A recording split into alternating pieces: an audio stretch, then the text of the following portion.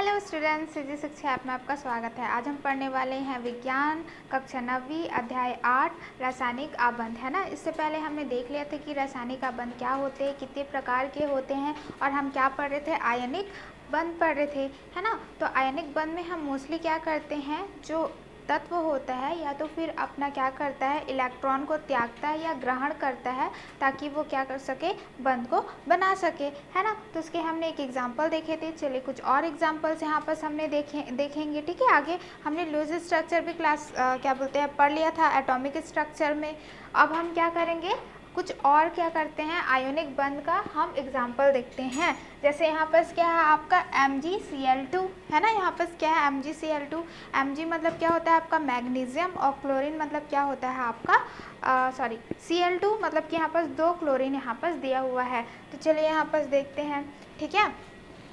तो इसका स्ट्रक्चर देखते हैं। पहले मैग्नीशियम का कितना होता है, इलेक्ट्रॉनिक 12 होता है, ठीक है।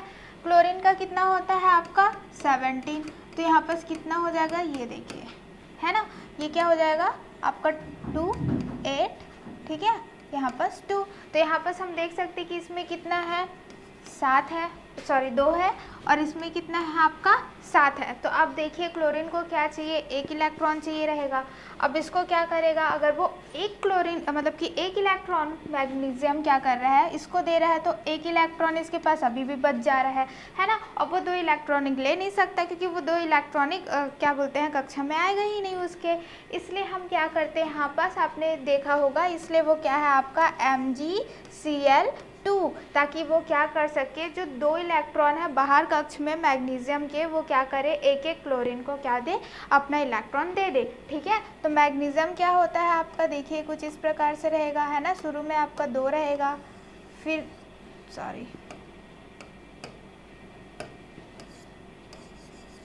ठीक है।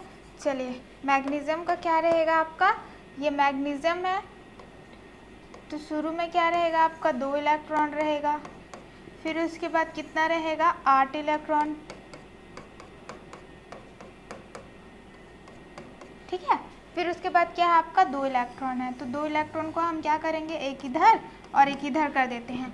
अब हम क्या ले लेते हैं, क्लोरीन ले लेते हैं, ठीक है। क्लोरीन का क्या रहता है 17 रहता है, तो कैसे रहेगा यहाँ पर 1 2, यहाँ पर 8, 1 2 3 4 5 6 7 8, और यहाँ पर ये कर देते हैं 1 2 3 4 5 6, ये क्या 7, ठीक है। और ये क्या रहेगा, इससे ले लेगा, ठीक है। ये दोनों क्या रहेंगे, इससे जुड़ जाएंगे। सेम यहाँ पर सब बनाएंगे, ठीक है। ये क्या रहेगा 1 2, है ना। फिर से यहाँ क्या रहेगा 1 2 3 4 5 6 7 8, फिर यहाँ पर क्या रहेगा 1 2 3 4 5 6 7, है ना। तो यहाँ पर क्या रहेगा, ये दोनों क्या रहेंगे, जुड़ जाएंगे इस प्रकार से। और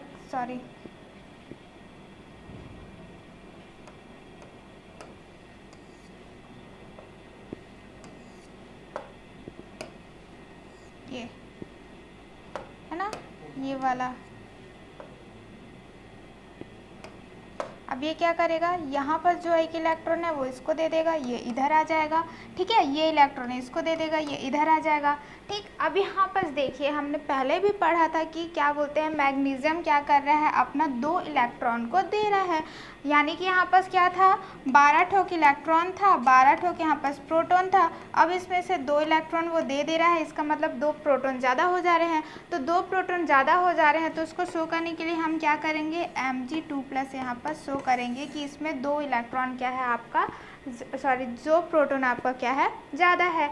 यहीं पर क्या हो रहा है, यहाँ पर क्लोरीन के पास क्या था 7 था, अब उसमें 1 एक्स्ट्रा हो रहे हैं, मतलब 17 इलेक्ट्रॉन थे, 17 आपका प्रोटॉन था, उसमें से 1 इलेक्ट्रॉन ज़्यादा हो गया, तो ये कैसे हो गया 18 इलेक्ट्रॉन हो गया। तो 18 इलेक्ट्रॉन को हम कैसे शो करेंगे, सिर्फ 1 एक्स्ट्रा है, तो यहाँ पर इस प्रकार से।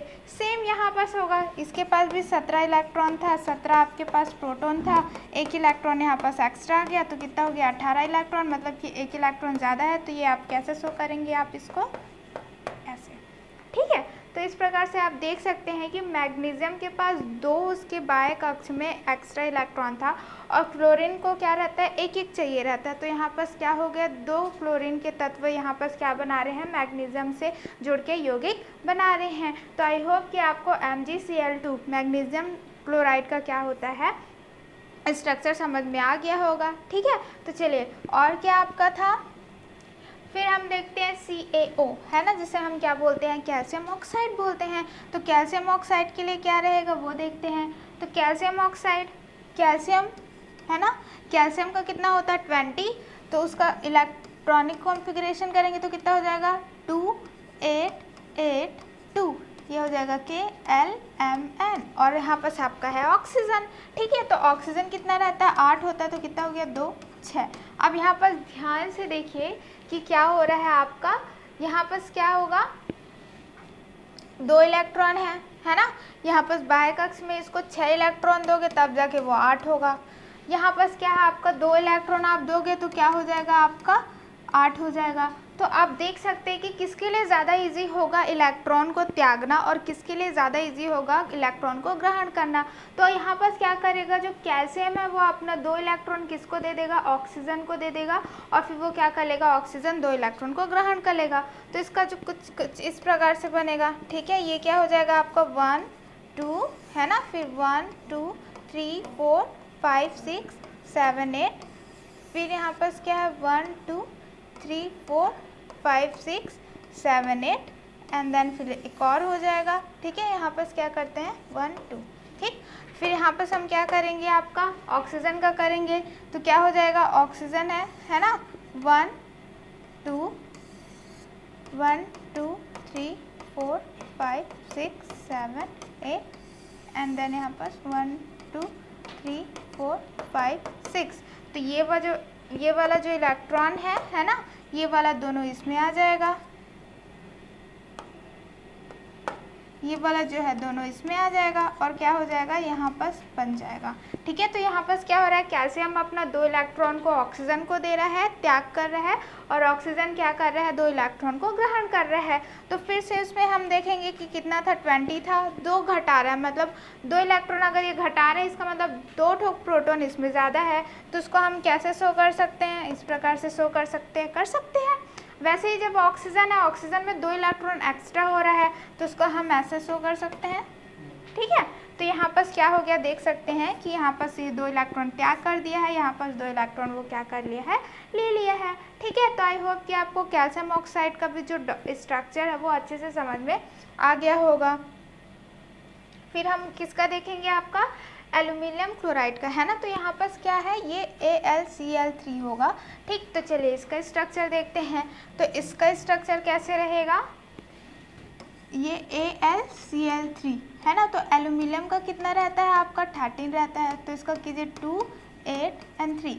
क्लोरीन का आप देख सकते हैं कितना रहता है 17 रहता है, उसका कितना हो जाएगा 2 8 7। अब देखिए यहाँ पर फिर से यहाँ पर 3 इलेक्ट्रॉन है। अब ये 3 इलेक्ट्रॉन का क्या करेगा, त्याग करेगा, क्योंकि वो अगर 3 इलेक्ट्रॉन क्या बोलते हैं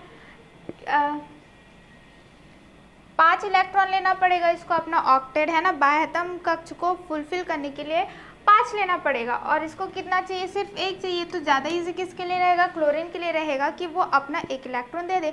लेकिन 1 इलेक्ट्रॉन अगर वो क्लोरीन को दे भी रहा है तो उसके पास फिर से क्या रहेगा, एल्यूमिनियम के पास फिर से 2 इलेक्ट्रॉन एक्स्ट्रा रह जाएगा है ना। तो फिर वो क्या करेगा, 3 ठो क्लोरीन के साथ वो क्या बनाएगा, बंध बनाएगा। ठीक है, कैसे बनाएगा, देखिए यहाँ पर क्या रहेगा, एल्यूमिनियम ले लेते हैं। ठीक है, और यहाँ पर क्या करेंगे 1 2, फिर क्या रहेगा 1 2 3 4 5 6 7 8, फिर यहाँ पर 3 ठोक रहेगा 1 2 3 है ना। या तो फिर इसको आप अलग अलग भी कर सकते हैं, तो चलिए अलग अलग कर देते हैं। तो अलग अलग करके यहाँ पर हो गया। अब देखिए अब क्या करेंगे, हम क्लोरीन लेंगे, क्लोरीन ले लेते हैं। ठीक है, तो क्लोरीन क्या रहेगा, देखिए फिर से 1 2 है ना, ये कितना रहेगा 1 2 3 4 5 6 7 8, फिर यहाँ पर 1 2 3 4 5 6 7। ठीक है, यहाँ पर चलिए मैं इसका सिर्फ बाहर का बना रही हूँ। ठीक है, 1 2 3 4 5 6 7। यहाँ पर फिर से बाहर का सेट 1 2 3 4 5 6 7। अब यहाँ पर क्या होगा, आप देख सकते हैं क्लोरीन को एक एक इलेक्ट्रॉन की ज़रूरत है। ये वाला एल्यूमिनियम यहाँ साइड को इधर दे देगा, ये वाला को इधर दे देगा, ये वाला को इधर दे देगा, तो यहाँ पर क्या हो जाएगा, एक एक इलेक्ट्रॉन हो जाएगा और इन लोगों का क्या होगा, ऑक्टेट कंप्लीट हो जाएगा। ठीक है, तो यहाँ पर देख सकते हैं जो एल्यूमिनियम है वो क्या कर रहा है, अपना 3 इलेक्ट्रॉन का त्याग कर रहा है। तो वो कैसे हो जाएगा, एल्यूमिनियम इसमें 3 प्रोटॉन ज़्यादा हो जाएंगे। ये क्लोरीन क्या हो जाएगा, एक एक इलेक्ट्रॉन एक्स्ट्रा हो जाएगा, है ना। क्यों, क्योंकि वो हम क्या चाहता है कि जो उनका जो क्या बोलते हैं असक्रिय, है ना, असक्रिय वाला जो गैस रहता है, जैसे यहाँ पर क्या था, हमने पढ़ा था नियॉन पढ़ा था, है ना, आर्गन पढ़ा था, आपका क्रिप्टॉन पढ़ा था, आपका ज़ेनॉन पढ़ा था, है ना। वो सारे क्या चाहते हैं, वो असक्रिय रहते हैं, मतलब किसी से रिएक्ट नहीं करते हैं। तो वैसे ही वो क्या करता है, अपना 3 इलेक्ट्रॉन दे के वो क्या कर दिया है, नियॉन का आ गया है ना। नियॉन का कितना रहता है 10, तो यहाँ पर वो क्या कर दिया है 10 में आ गया है, मतलब वो अब क्या है, स्टेबल है, किसी से क्रिया नहीं करेगा। ठीक है, तो वो क्या करते हैं, इसी को हम क्या बोलते हैं, आयोनिक बंध बोलते हैं। और ये दोनों के बीच क्या रहेगा, आपका इलेक्ट्रोस्टैटिक फोर्स, एक पॉजिटिव है एक नेगेटिव है, आप देख सकते हैं पॉजिटिव नेगेटिव दोनों के बीच क्या रहता है, बंध बना रहता है, जिसे हम क्या बोलते हैं, आयोनिक बंध बोलते हैं, इलेक्ट्रोस्टैटिक फोर्स बोलते हैं। ठीक है, तो आई होप कि आपको एल्यूमिनियम क्लोराइड का भी स्ट्रक्चर समझ में आ गया होगा और उसमें भी आपको कोई डाउट नहीं है। ठीक है, अब हम क्या पढ़ेंगे, Na2O। ठीक है, क्या पढ़ेंगे, Na2O पढ़ते हैं। तो चलिए इसका स्ट्रक्चर देखते हैं, Na2O। अब देखिए पहले क्या करते हैं, सोडियम का देखते हैं 11 होता है, तो कितना हो गया 2 8 1। ऑक्सीजन का देखते हैं 8 होता है, 2 6। ठीक है, तो यहाँ पर देखिए सोडियम को कितना चाहिए, आपका 7 चाहिए, है ना। अपना 72 को करने के लिए 7 चाहिए, जो कि बहुत ही मुश्किल होगा कि 7 इलेक्ट्रॉन को वो 7 इलेक्ट्रॉन को वो होल्ड करके रखे। लेकिन ऑक्सीजन को कितना चाहिए, 2 चाहिए, है ना। 2 चाहिए तो वो क्या करेगा, यहाँ पर क्या है, ऑक्सीजन 2 चाहिए, है ना। यहाँ पर हो गया 2, यहाँ पर हो गया 1 2 3 4 5 6 7 8। फिर यहाँ पर क्या हो जाएगा 1 2 3 4 5 6। क्लियर, ये कितना है आपका ऑक्सीजन का है। फिर हम क्या करेंगे, सोडियम का ले लेते हैं। तो सोडियम का कितना रहता है 11, तो 1 2 3 4 5 6 7 8 और फिर ये हो जाएगा ऐसा। ठीक है, फिर ये क्या हो जाएगा आपका, सेम चीज़ यहाँ पर होगा 1 2 3 4 5 6 7 8 ये। ठीक है, तो यहाँ पर होगा क्या आपका, ये वाला जो है ये सोडियम है वो ऑक्सीजन को दे देगा। ठीक है, ये वाला क्या हो जाएगा, इसको दे देगा। अब देखिए इसका ऑक्टेट क्या हो जाएगा 2 8, है ना। ये भी क्या हो गया, नियॉन में आ गया, ये इसका भी क्या हो गया, ये भी सक्रिय हो गया। ये भी कैसा हो जाएगा आपका, सोडियम क्या हो जाएगा, इसका 2 8 हो जाएगा, ये भी नियॉन में आ गया, इसका सक्रिय हो जाएगा। अब ऑक्सीजन कितना हो जाएगा 2 8 हो गया। अगर आप देखेंगे उसका ऑक्टेट, तो ये भी क्या हो गया आपका, आर्गन का 18 होता है, वो भी क्या हो गया, सक्रिय हो गया, है ना। मतलब कि ऑक्टेट कंप्लीट होते गए, उनके 72 जो कक्ष है वो कंप्लीट होते गए और क्या होते गए, सक्रिय से असक्रिय होते गए। और जैसे मैंने पहले भी बताया था, ये क्या हो जाएगा, सोडियम एक दे रहा है तो क्या हो जाएगा, एक इलेक्ट्रॉन, ये क्या हो जाएगा, ये 2 ले रहा है तो क्या हो जाएगा, ये ऐसा। ठीक है, आई होप कि आपको यहाँ पर प्लस चार्ज क्यों लग रहा है, आवेश यहाँ पर क्या बोलते हैं, धनात्मक आवेश क्यों लग रहा है, यहाँ पर ऋणात्मक आवेश क्यों लग रहा है, यहाँ पर 1 क्यों है, यहाँ पर 2 क्यों है, अच्छे से समझ में आ रहा है ना।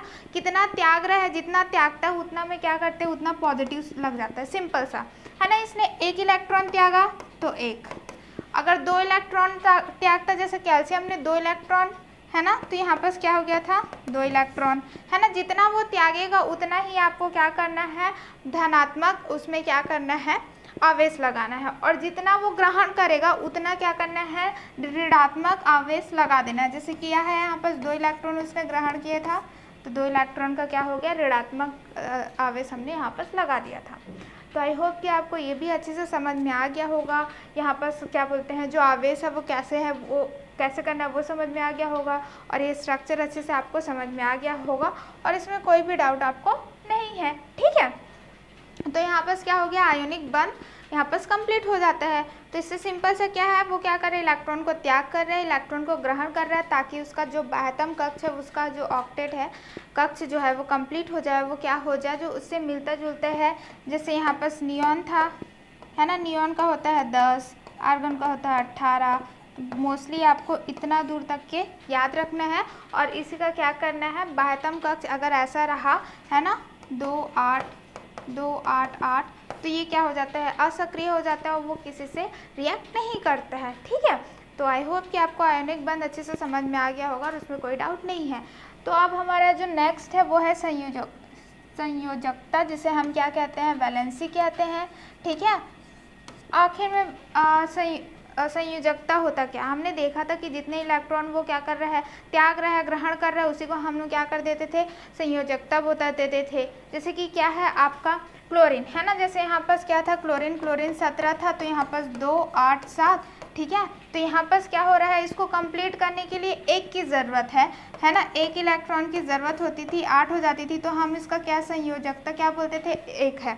फिर हम कैल्शियम की बात करते हैं, तो कैल्शियम की बात करेंगे तो क्या हो जाता था, 2 8 8 2। तो ये क्या कर रहा है, 2 को त्याग रहा है ना, ये ग्रहण कर रहा है, ये क्या कर रहा है, त्याग कर रहा है। 2 का त्याग करता था, तो हम इसकी संयोजकता क्या बोलते थे, 2 हो जा रहा है। अगर हम उसी को सोडियम का लेते हैं, है ना, सोडियम का क्या हो जाता है, 1। इसको भी वो क्या करता है, त्याग करता है, और क्या करता है, बाह्यतम को वो कंप्लीट कर रहा है ना, ये 8 बना ले रहा है, देखिए कंप्लीट हो रहा है, ये भी कंप्लीट है, ये भी, ये त्याग रहे हैं, ये ग्रहण कर रहा है, लेकिन उसका जो बाह्यतम कक्ष है वो क्या हो रहा है, एकदम क्या बोलते हैं, कंप्लीट हो जा रहा है, जिसके वजह से क्या हो रहा है, वो असक्रिय हो जा रहा है। तो यहाँ पर जितना वो ग्रहण कर रहा है, जितना वो त्याग कर रहा है, उसी को हम लोग क्या बोल दे रहे हैं, संयोजकता बोल रहे हैं, वैलेंसी बोल रहे हैं। आई होप कि आपको समझ में आ गया होगा कि संयोजकता होता क्या है। ठीक है, जितना भी इलेक्ट्रॉन वो ग्रहण करे, त्याग करे, ताकि उसका बाह्यतम कक्ष कंप्लीट हो जाए, उसे ही हम क्या कहते हैं, संयोजकता। ठीक है, चलिए इसे थोड़ा और अच्छे से समझते हैं।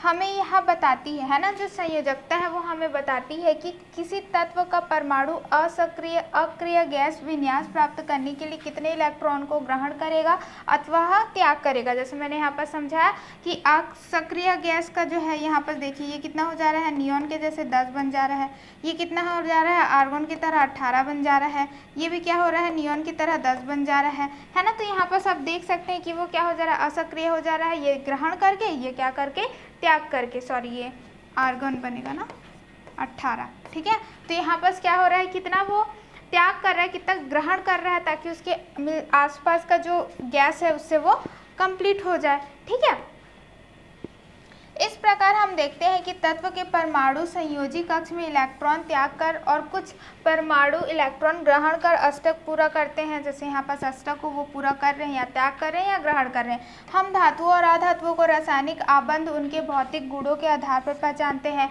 और हमें पता है कि जो धातुएं हैं या अधातुएं हैं वो रासायनिक आबंध मतलब कि किस प्रकार से बंध बना रहे हैं उसके हिसाब से हम उसे पहचानते हैं। आयनिक बंध निर्माण में जिस तत्व के परमाणु इलेक्ट्रॉन त्यागते हैं वे धातु कहलाते हैं। अगर हम आयनिक बंध की बात कर रहे हैं, जो इलेक्ट्रॉन को त्याग करते हैं, ठीक है, त्याग कौन कर रहा है, देखिए कैल्शियम है, आपका सोडियम है, ये क्या कर रहे हैं, दोनों त्याग कर रहे हैं, तो ये क्या हो जाएंगे, धातु। ठीक है, और जिस तत्व के परमाणु इलेक्ट्रॉन ग्रहण करते हैं उसे अधातु कहलाते हैं। जैसे क्लोरीन है, क्लोरीन आपको पता है गैस है मतलब वो अधातु है, और वो ग्रहण कर रहा है तो वो कैसा हो जा रहा है, आपका अधातु हो रहा है। ठीक है, तो आई होप कि आपको संयोजकता अच्छे से समझ में आ गई होगी। ठीक है, अब इसमें क्या है, आयोनिक बंध में किसे आप धातु कहेंगे, किसे अधातु। जो अपना क्या करता है, इलेक्ट्रॉन को त्याग करता है उसे हम क्या कहते हैं, धातु कहते हैं। और जो तत्व क्या करता है, इलेक्ट्रॉन को ग्रहण करता है उसे हम अधातु कहते हैं। तो आई होप कि आपको ये समझ में आ गया होगा और इसमें कोई भी डाउट आपको नहीं है। ठीक है, तो चलिए आगे देखते हैं। ठीक है, तो यहाँ पर भी देखिए, यहाँ पर मैंने बताना भूल गया था कि कैल्शियम है ना, तो कैल्शियम का क्या रहता है, Ca20, यहाँ पर क्या है 2 8 8 2 2 को क्या क्या कर रहा है, यहाँ पर त्याग करेगा, त्याग किया, ये क्या है आपका फिर धातु है ना, त्याग कर रहा है तो ये धातु है। अब देखिए क्या हो गया, ये 18 हो गया, आर्गन का कितना होता है 18, हुआ। यहाँ पर ऑक्सीजन देखिए, यहाँ पर ऑक्सीजन का क्या रहता है 2 8, है ना। ये क्या कर रहा है आपका 2 इलेक्ट्रॉन ये ले रहा है, ठीक है। यहाँ पर क्या हो रहा है 2 इलेक्ट्रॉन ये क्या कर रहा है ले रहा है, तो ये क्या हो जाएगा आपका 2 6, यहाँ पर 2 तो कितना हो जाएगा 8, तो 2 8 है ना। ये कितना हो जाएगा नियॉन का हो जाएगा 10, है ना। ये भी क्या हो जाएगा उसके जो आसपास है वो आ गया, है कि नहीं। और ये क्या हो रहा है ग्रहण कर रहा है। अब ये ग्रहण कर रहा है इसका मतलब क्या है, ये ग्रहण कर रहा है इसका मतलब ये क्या है आधातु है, आधातु, ठीक है। क्या हो जाएगा आपका आधातु हो जाएगा। तो आई होप कि ये भी समझ में आ गया होगा, संयोजकता समझ में आ गई होगी, ठीक है।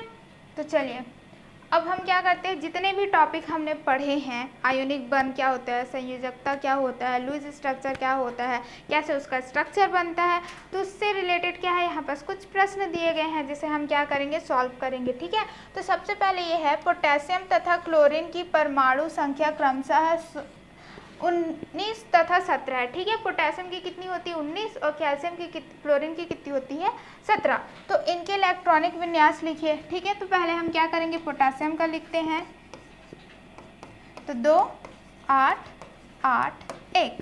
क्लोरीन का आप तो जानते ही हैं 2 8 7, ठीक है। दूसरा क्या पूछा है, इसके द्वारा अक्रिय गैस विन्यास प्राप्त करने की क्या क्या संभावनाएं हो सकती हैं। अब दोनों क्या कर सकते हैं, देखिए ये क्या करेगा इसको त्यागेगा, है ना, क्योंकि इसके लिए एक इलेक्ट्रॉन त्यागना बहुत ही ज़्यादा क्या है इजी हो जाएगा। तो ये क्या कर देगा इसका त्याग कर देगा, और त्याग करके इसका फिर क्या हो जाएगा, ये क्या कर रहा है त्याग कर रहा है, ठीक है। त्याग कर रहा है मतलब ये कैसा है आपका धातु में आएगा, ये भी देख लेते हैं। और देखिए जब ये त्याग करेगा तो क्या हो जाएगा 2 8 8, जो किससे मिलता है आपका आर्गन, ठीक है। फिर यहाँ पर देखिए क्लोरीन के लिए तो बहुत इजी है कि वो क्या करे, एक को ये जो त्याग कर रहे हैं उससे ग्रहण कर ले और क्या बना ले अपना 2 8 8, है ना, ये हो गया। अब ये ग्रहण कर रहा है तो ये क्या हो जाएगा आधातु हो जाएगा, आधातु हुआ। प्लस ये क्या हो जाएगा आपका, देखिए अब क्या हो जाएगा 2 8 8 है, ये भी आपका आर्गन 18, दोनों क्या हो जाएंगे अक्रिय हो जाएंगे। तो आई होप कि आपको ये समझ में आ गया होगा कि ये कैसे संभावनाएं क्या कर सकते हैं, अक्रिय गैस विन्यास प्राप्त करने की क्या क्या संभावनाएं हैं, ठीक है। ये त्याग रहा है, ये क्या कर रहा है उसे ग्रहण कर रहा है, क्लियर। फिर नेक्स्ट क्वेश्चन क्या है आपका, पोटेशियम क्लोराइड में बनने वाले आयनिक बंध को इलेक्ट्रॉन बिंदु संरचना चित्र बनाकर दर्शाइए, ठीक है। तो इसको क्या कर रहा है चित्र दर्शाना है आपको। तो पोटेशियम का कैसे दर्शाएंगे, और तो यहाँ पर देखते हैं, ठीक है। पोटेशियम का देखते हैं, पहले के है, सबसे पहले यहाँ हो जाएगा 1 2 3 4 5 6 7 8, फिर से सेम 1 2 3 4 5 6 7 8, ठीक है।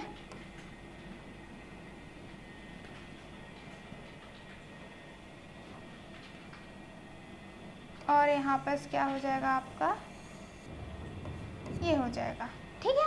ये हो गया 19। फिर आता है आपका क्लोरीन, तो क्लोरीन के लिए हम क्या करेंगे, यहाँ पर 1 2 हो गया, 1 2 3 4 5 6 7 8, 1 2 3 4 5 6 7, ठीक है। तो यहाँ पर हम क्या कर देंगे, इसका एक इलेक्ट्रॉन ये ले लेगा और फिर ये यहाँ जाएगा, तो ये क्या हो जाएगा कंप्लीट हो जाएगा, ठीक है। तो आप इसको इस प्रकार से दर्शा सकते हैं। इसके बाद एक और सेम बनाइएगा जिसमें आप इसको हटा देंगे और इसको क्या कर देंगे एक उसमें इलेक्ट्रॉन को दे देंगे, ठीक है। तो आई होप कि आपको ये भी समझ में आ गया होगा। पोटेशियम क्लोराइड में पोटेशियम तथा क्लोराइड आयन पर आवेश क्या होगा, ठीक है। तो आवेश की अगर हम बात करें तो पोटेशियम क्या कर रहा है एक इलेक्ट्रॉन त्याग रहा है, तो ये पॉजिटिव हो जाएगा। एक इलेक्ट्रॉन ये ग्रहण कर रहा है तो ये नेगेटिव हो जाएगा, और कुछ इस प्रकार से यौगिक को बनाएंगे, ठीक है। तो आई होप कि आपको ये भी समझ में आ गया होगा।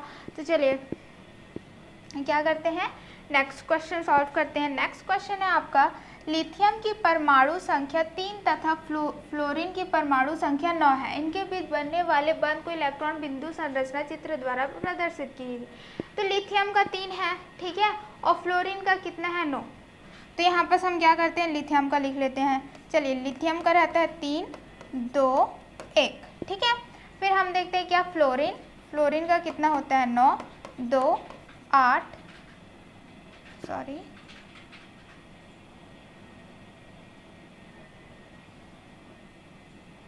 2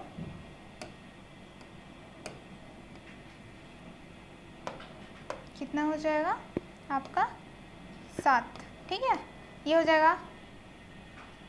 ये इस प्रकार से है। तो अब देखिए लिथियम का क्या रहेगा, ये 1 and 2, ये क्या हो जाएगा 1। अगर हम फ्लोरीन की बात करें तो क्या हो जाएगा आपका, ये हो जाएगा 1 2 1 2 3 4 5 6 7, है ना। फिर ये इसको दे देगा, देने के बाद क्या हो जाएगा लिथियम का कुछ इस प्रकार से हो जाएगा, लिथियम 1 2, फ्लोरीन 1 2 1 2 3 4 5 6 7, यहाँ पर से एक इलेक्ट्रॉन आ गया, ठीक है। इसका भी विन्यास क्या हो गया 2 हो गया, ये भी क्या हो गया हीलियम जैसा हो गया। जो इसका क्या है बाह्यतम क्या होना चाहिए 2 होना चाहिए, एल का KLM, ठीक है, के का 2 होना चाहिए तो हो गया। यहाँ पर क्या होना चाहिए था इसका 2 8 हो गया, है ना। ये भी बाह्यतम हो गया तो ये भी क्या हो गया कंप्लीट हो गया। तो आई होप कि आपको ये कैसे डॉट स्ट्रक्चर बनाना है वो समझ में आ गया होगा, ठीक है। तो चलिए नेक्स्ट देखते हैं, ऑक्सीजन एवं पोटेशियम की संयोजकता कितनी है समझाइए। अब इसमें बोला है कि ऑक्सीजन और पोटेशियम की जो संयोजकता है वो कितनी होगी।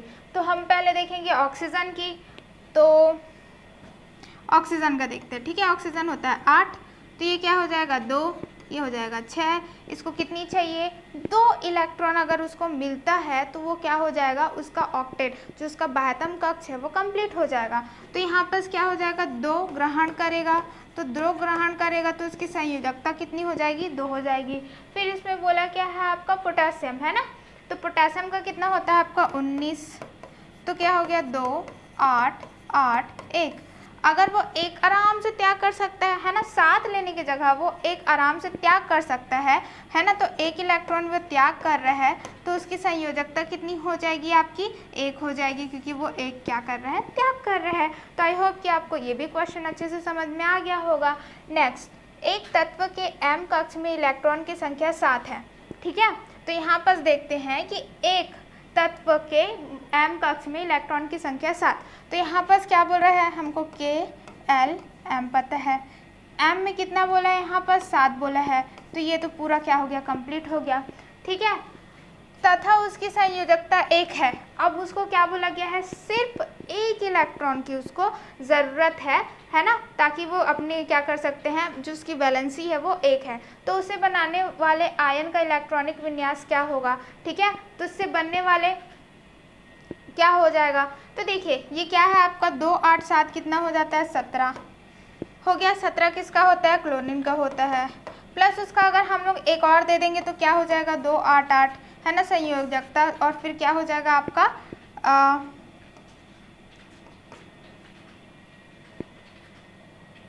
क्लोरीन आर्गन, ठीक है, ये हो गया ना 18, और आर्गन का 18 होता है। तो ये जो एलिमेंट है जो तत्व है जिसका क्या बोलते हैं m कक्ष में 7 है, एक संयोजकता है, तो वो कितना हो जाएगा आपका क्लोरीन तत्व है, ठीक है। उससे बनने वाले आयन का इलेक्ट्रॉनिक विन्यास क्या होगा, ये हो गया क्लोरीन, और उसका इलेक्ट्रॉनिक विन्यास ये होगा। फिर ठीक है, आई होप कि आपको ये समझ में आ गया होगा। तो यहाँ पर क्या बोला जा रहा है आपका, आप जानते हैं कि एल्यूमिनियम के बाह्यतम कक्ष में 3 इलेक्ट्रॉन होते हैं जिन्हें त्याग कर वह Al3+ आयन बनाता है। क्या आप ऐसे तत्व का नाम बता सकते हैं जिसके बाह्यतम कक्ष में 4 इलेक्ट्रॉन होते हैं, ठीक है। तो आप बोला जा रहा है कि हमें पता था एल्यूमिनियम का 13 होता था, हमने देखा 3 ठो इलेक्ट्रॉन वो डोनेट कर देता है और त्याग कर देता है और Al3+ बनाता है, ठीक है। तो वैसे ही यहाँ पर बोला जा रहा है ऐसे इलेक्ट्रॉन जिसके बाह्यतम कक्ष में क्या होता है 4 इलेक्ट्रॉन पाए जाते हैं, ठीक है। तो 4 इलेक्ट्रॉन आपका किस में पाया जाएगा आपसे पूछा गया है। क्या आप ऐसे तत्व का नाम बता सकते हैं जिसके बाह्यतम कक्ष में 4 इलेक्ट्रॉन होते हैं, ठीक है। तो क्या हो सकता है आपका कार्बन, ठीक है, क्या होगा कार्बन। आप देख सकते हैं 6 होता है, उसके बाह्यतम में कितना है 4 है, ठीक है। तो आई होप कि आपको ये भी अच्छे से समझ में आ गया होगा। तो चलिए नेक्स्ट देखते हैं। नेक्स्ट है हम पढ़ेंगे टॉपिक सहसंयोजक बंध। ठीक है, इससे पहले हमने सहसंयोजक बंध के बारे में थोड़ा सा पढ़ लिया था कि वो क्या करते हैं, आपस में क्या करते हैं, साझा बनाते हैं। जैसे कि हमने आयोनिक बंध में क्या देखा था, वो डायरेक्ट क्या कर रहे थे, इलेक्ट्रॉन को या तो पूरी तरह से त्याग दे रहे थे या तो फिर ग्रहण कर रहे थे। ठीक है, और उनके बीच क्या था, आपका इलेक्ट्रोस्टैटिक फोर्स, वो एक दूसरे से जुड़े हुए थे और बंध बना रहे थे। लेकिन इसमें क्या होगा, सहसंयोजक बंध में क्या होगा, वो आपस में क्या करेंगे, साझा बनाएंगे और दोनों इलेक्ट्रॉन का जो रहता है वो साथ में ही क्या मिलजुल के उसको रखेंगे। ठीक है, तो चलिए एक एक ठोक एग्जाम्पल देखते जाएंगे। जितना ज़्यादा एग्जाम्पल आप देखते जाओगे उतना ही ज़्यादा क्या होगा, आपको अच्छे से समझ में आता जाएगा। ठीक है, उसमें हम क्या बोलते हैं, तो चलिए स्टार्ट करते हैं। सबसे पहले एक क्वेश्चन पूछा गया था, है ना, कि आपका जो 4 होता है बाह्यतम कक्ष में, उसको आपको बताना है। तो यहाँ पर क्या था, हमने कार्बन देखा, तो कार्बन का होता है 6, तो क्या हो जाएगा आपका 2 और 4। तो देखिए अब इसको क्या करना पड़ेगा, अपना बाह्यतम कक्ष को कंप्लीट करने के लिए क्या देना पड़ेगा, या तो फिर 4 इलेक्ट्रॉन को पूरी तरह से त्यागना पड़ेगा या फिर 4 इलेक्ट्रॉन को पूरी तरह से ग्रहण करना पड़ेगा, तब जाके उसका क्या होगा, ऑक्टेट कंप्लीट होगा। अगर 4 को त्याग रहा है, ठीक है, अगर यहाँ पर 4 को त्याग रहा है तो 2, अगर 4 को ग्रहण कर रहा है तो क्या हो जाएगा आपका 8, है ना। इस प्रकार से इसका ऑक्टेट क्या हो जाएगा, कंप्लीट हो जाएगा। तो ये क्या पॉसिबल है कि अपना चारों इलेक्ट्रॉन को त्याग करके ये इस प्रकार बनाए, और कुछ क्या बोलते हैं, चारों त्याग करेगा तो इस प्रकार बनाएगा, ग्रहण करेगा तो इस प्रकार बनाएगा। तो आपको लगता है कि ये थोड़ा बहुत पॉसिबल है।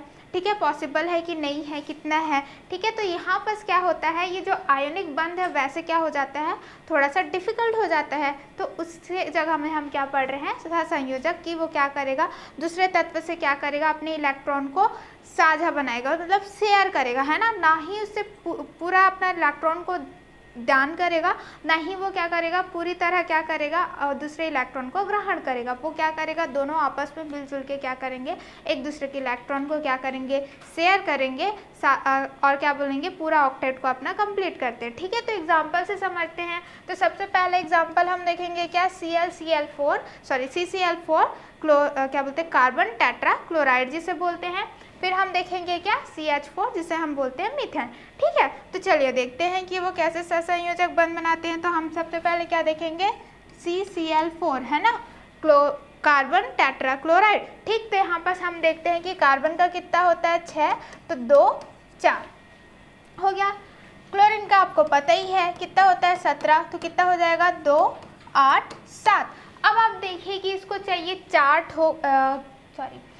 ठोक, इसको क्या चाहिए रहेगा, इलेक्ट्रॉन चाहिए रहेगा।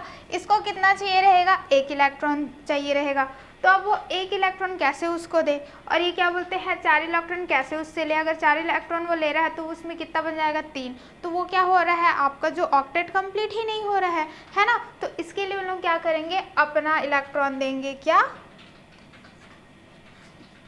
शेयर करेंगे। ठीक है, जैसे यहाँ पर हो गया 1 2, ठीक है। फिर ये बाह्यतम वाला होगा क्या, 1 2 3 4, ठीक है, ये ऐसा हुआ। अब क्लोरीन का देखते हैं। तो क्लोरीन का हम क्या करेंगे, क्लोरीन का हम कर लेते हैं इस प्रकार से। क्लोरीन का कितना हो गया 2, है ना, तो यहाँ 1 2, फिर आ जाता है 8, तो यहाँ पर 1 2 3 4 5 6 7 8, ठीक है, इतना हो गया, क्लियर। अब एक सेकेंड, इसको थोड़ा पास बनाते हैं ताकि आपको और अच्छे से क्लियर दिखाई दे। ठीक है, तो यहाँ पर देखते हैं, क्लोरीन का हो गया 1 2, फिर 1 2 3 4 5 6 7 8, फिर यहाँ पर क्या होगा, ये कुछ इस प्रकार से, ठीक है, 1 2 3 4 5 6, ये आपका 7। अब आप ध्यान से देखिए कि क्या हो रहा है, वो आपस में क्या कर रहे हैं, अपना जो इलेक्ट्रॉन है उसको शेयर कर रहे हैं। मतलब ये वाला अगर आप देखेंगे तो ये क्या हो जाएगा, ये इससे अब देखो 1 2 3 4 हो गया। अब ये वाला क्या हो रहा है, इसका देखिए 1 2 3 4 5 है, ये वाला देखिए 1 2 3 4 5 6 7 8।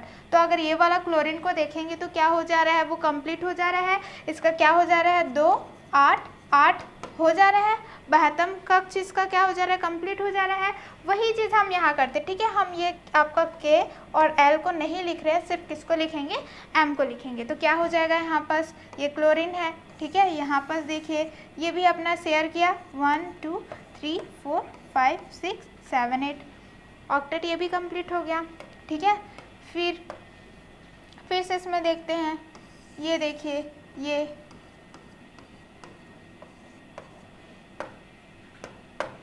फिर से क्लोरीन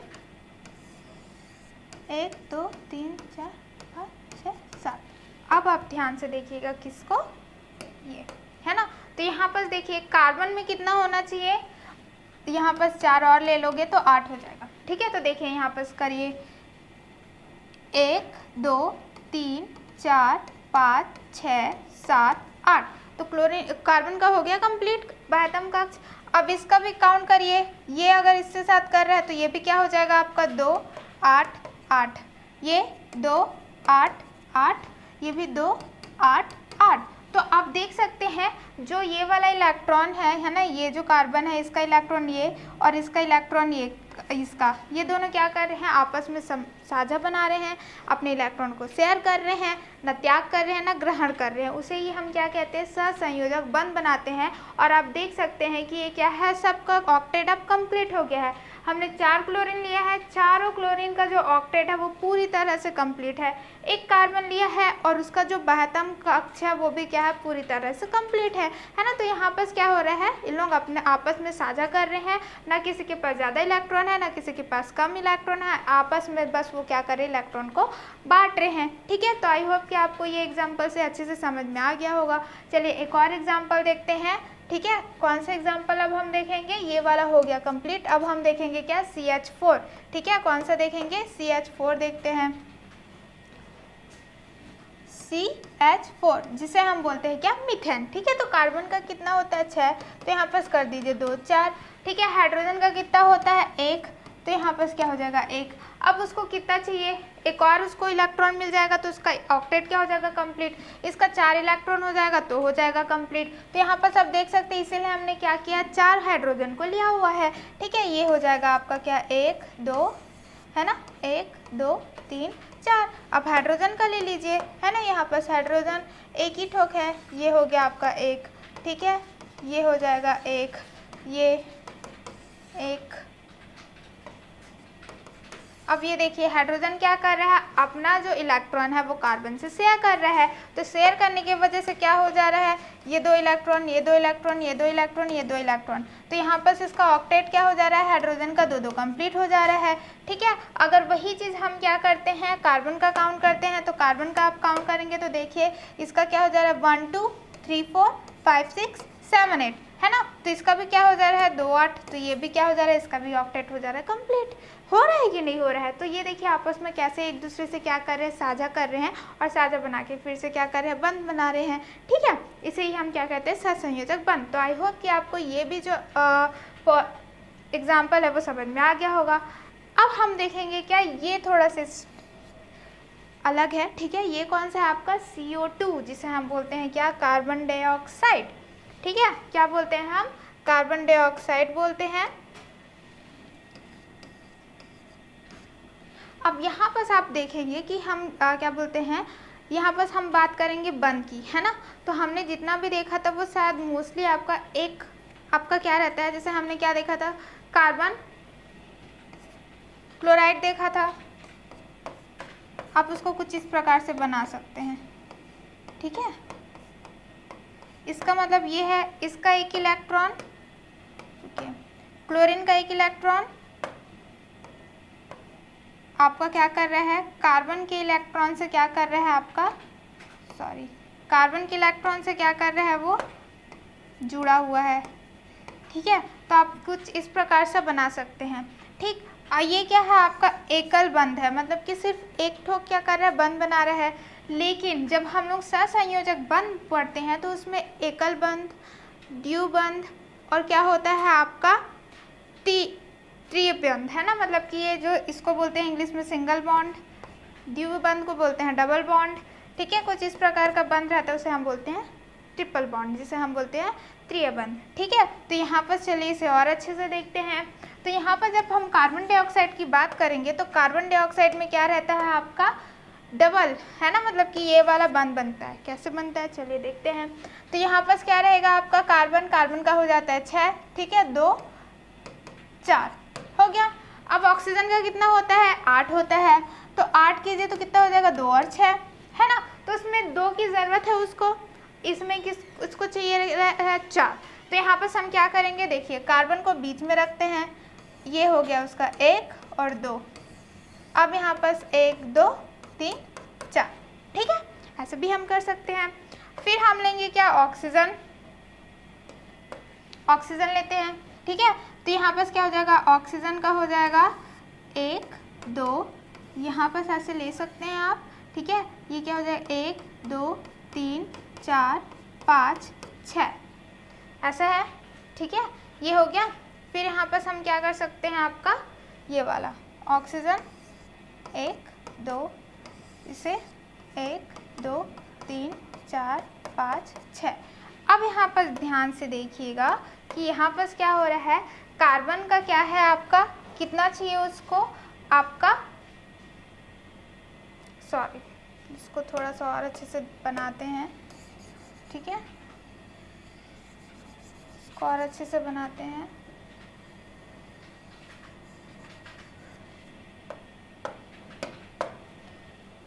इसको ऐसे करते हैं, ये हो गया ऑक्सीजन, यहाँ पर 2 वो दे रहा है 1 और 2, ठीक है। और यहाँ पर हम क्या करेंगे,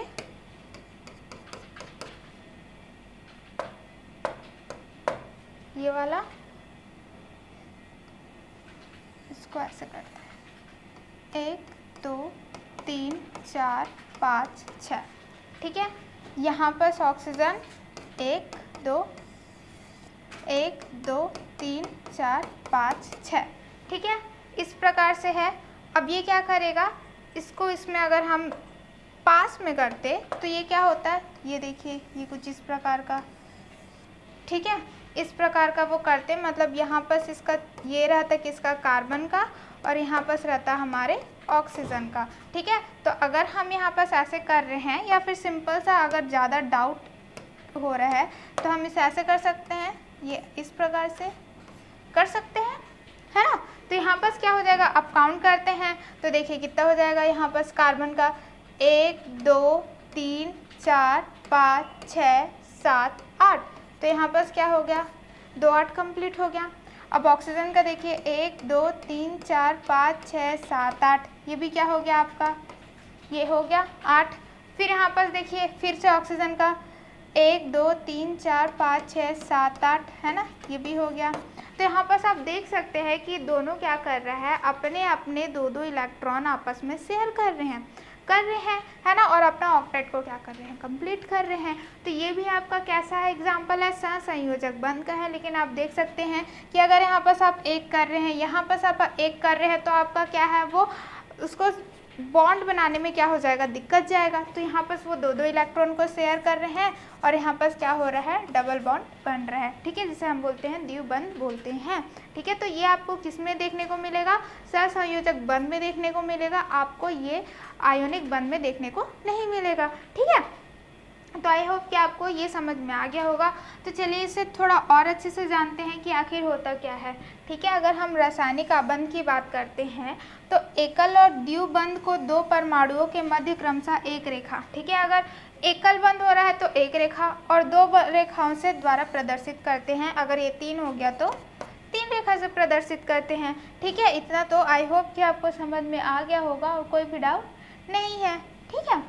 फिर इस प्रकार के यौगिक, है ना, इस प्रकार के जो यौगिक होते हैं जिनमें 2 परमाणुओं के मध्य इलेक्ट्रॉन के साझे द्वारा बंध का निर्माण होता है, सहसंयोजक यौगिक कहलाते हैं। अब यहाँ पर आपका परिभाषा दे दिया है कि जिस प्रकार जिनमें 2 परमाणु के मध्य इलेक्ट्रॉन के साझे द्वारा, है ना, जैसे हमने देखा था क्लोरीन का हो गया, अभी हमने देखा क्या ऑक्सीजन, कार्बन डाइऑक्साइड, तो ये क्या हो रहा है आपस में साझा कर रहे हैं और उसी को हम क्या कहते हैं, सहसंयोजक यौगिक कहलाता है। ये क्या है आपका सहसंयोजक यौगिक। यहाँ ध्यान देने वाली बात यह है कि दो या अधिक परमाणु इलेक्ट्रॉन के साझे द्वारा समीप के अक्रिय गैस विन्यास को प्राप्त कर लेते हैं। ठीक है, जैसे यहाँ पास कार्बन था 2 6 था, 2 8 हो गया, कितना हो गया, नियॉन का 10 हो गया।